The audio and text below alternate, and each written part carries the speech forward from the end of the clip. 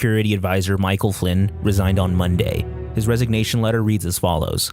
In the course of my duties as the incoming National Security Advisor, I held numerous phone calls with foreign counterparts, ministers, and ambassadors. These calls were to facilitate a smooth transition and begin to build the necessary relationship between the president, his advisors, and foreign leaders. Such calls are standard practice in any transition of this magnitude. Unfortunately, because of the fast pace of events, I inadvertently briefed the Vice President-elect and others with incomplete information regarding my phone calls with the Russian ambassador. I have sincerely apologized to the president and the vice president, and they have accepted my apology. It's worth noting that an FBI investigation of Flynn's contacts with Russia during the campaign concluded that Flynn would not face legal quandaries. Flynn resigned purportedly because he misled Mike Pence about the nature of his conversation with a Russian ambassador. The key here in that resignation is very simple. It's that the Vice President Mike Pence was misled by General Flynn, or General Flynn could not completely recall what his conversations had been. We know the nature of the conversation because excerpts were selectively leaked by CIA spooks to the Washington Post. The Washington Post report that's making the rounds asserts Flynn urged Russia not to overreact to the penalties being imposed by President Barack Obama, making clear that the two sides would be in a position to review the matter after Trump was sworn in as president. Russian Ambassador Kislyak was left with the impression the sanctions would be revisited at a later time. What's the big deal? An incoming administration speaking with an international ally is not illegal or improper. The previous administration imposed vindictive measures against Russia for supposedly hacking the 2016 US election, something that has never been proven. So Flynn basically saying, hey, don't overreact, we'll take a look at this once Trump's in office, is actually wise. Trump firing Flynn because of this is strange. These leaks are the main source of leftist hysteria regarding Michael Flynn's resignation, despite the fact that there's zero evidence corroborating their belief that the call to Russia was nefarious. The left is revamping their efforts to peddle a nefarious Russian spin because it gives them leverage over President Trump, knowing that it forces establishment Republicans to distance themselves from him, fearing they'd be accused of abetting a so-called Russian conspiracy. Forget the fact that two-time failed presidential candidate Clinton repeatedly compromised national security. Leftists want Americans to know that this isn't about petty politics, it's about national security. But see, frothing at the mouth for impeachment and comparing this to Iran-Contra, Watergate, and 9/11 before a shred of evidence is offered tells a different story. It's political. There's absolutely no evidence indicating that Flynn's call to Russia was nefarious or unlawful, so the left is forced to reference the Logan Act, a law that has been invoked once in history, and its constitutionality is widely doubted in any event, even by left-leaning scholars. As the editor-in-chief of the Daily Wire pointed out, the Logan Act suggests that private citizens can't go around forming their own foreign policy. So it was formed, I think it was 1799 is when the Logan Act was created. And it was created when a member of the government went to France to try and negotiate an actual separate peace in the middle of a war between the British and the French. And the government said you can't do that. So if anyone actually violated the Logan Act, it would have been the Democrat from Hawaii, Tulsi Gabbard, who personally visited the president of Syria. However, I'm not in the business of making weak, unprosecutable cases. The national media is also taking full advantage of this Flynn fiasco, using it as a vindication for past disparagement, a bludgeon in their continued war with the president. A big moment for investigative journalism. Right. This has been a story led by the Washington Post, the New York Times, the CNNs of the world. If it weren't for journalists digging into this, we wouldn't know about it. So when you hear about anonymous sources, when you hear about leaks from the White House or from the government, this is what that's so important for. And the reality is, however, this is nothing more than another hysteria campaign against Russia. For example, Chuck Todd claimed that the revelation that Flynn talked to an ally is comparable somehow to Iran-Contra. Good evening, I'm Chuck Todd here in Washington. Welcome to MTP Daily and welcome to day one of what is arguably the biggest presidential scandal involving a foreign government since Iran-Contra. Take a breath, hyperbole aside, folks.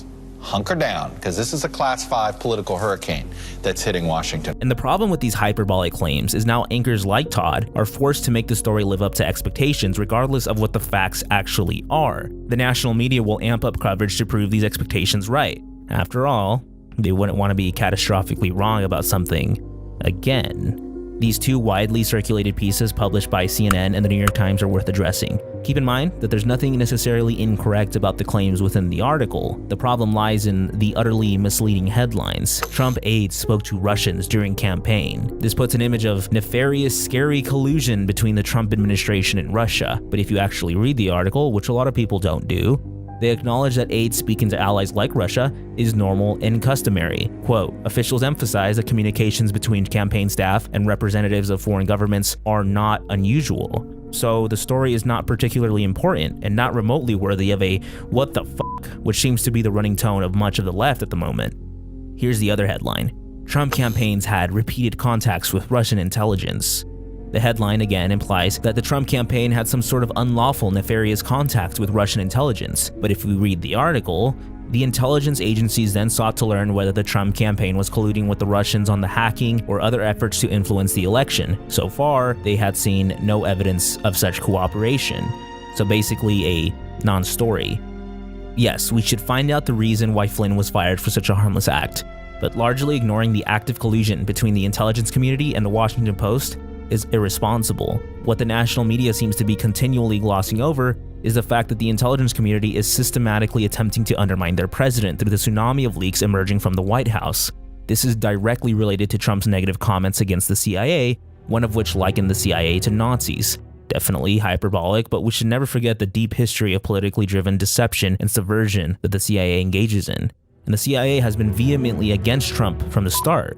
Now that he's president, it's clear they're doing everything in their power to undermine him. When Trump went after the intelligence community, they took his measure, and you're going to see stuff come out again and again and again. And it's not going to get easier. The Wall Street Journal reported that they're actually withholding information from him. No matter what your political leanings are, this is deeply troubling.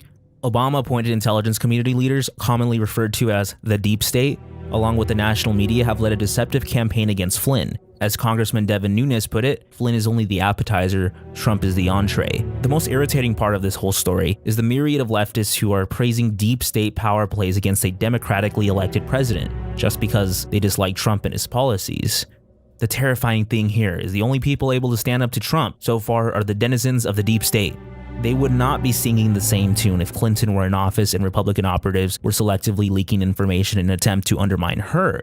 These selective leaks are undoubtedly politically motivated given the benign nature of their contents. When an unaccountable group like the CIA can destroy someone's career with blackmail, that's extraordinarily dangerous. Simply put, one unelected group can essentially force an administration to do their bidding with a threat of selectively releasing information that may not reveal criminality but would be embarrassing or misleading, similar to what the FBI did with Martin Luther King during the Civil Rights Movement.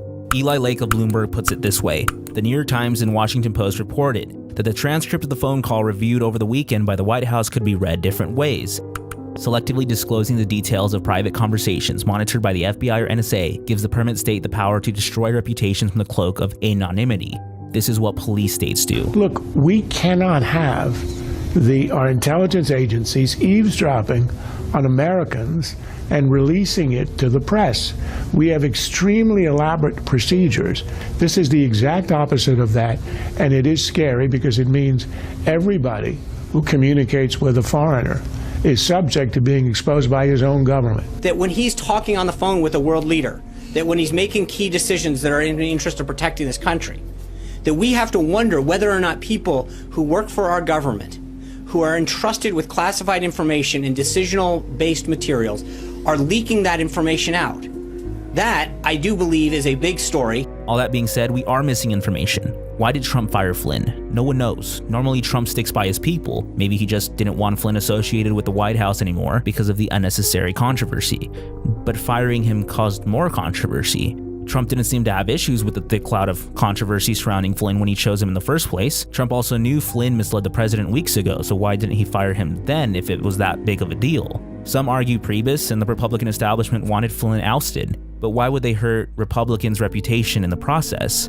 Did Flynn actually do something unlawful? If the Flynn phone call transcripts are as devastating as CIA Director John Brennan anonymously says they are, he should release those transcripts for the American people, but there's no indication he will. Ultimately, what this story does reveal is a dysfunctional, disorderly White House where members mislead and don't talk to each other. It speaks to the hypocrisy of leftists denouncing so-called authoritarianism while championing deep state plays. It also speaks to the increasingly rabid nature of the national media, salivating at even the slightest misstep by the Trump administration. If Trump wants his policy objectives to be achieved, his administration needs to get their act together fast.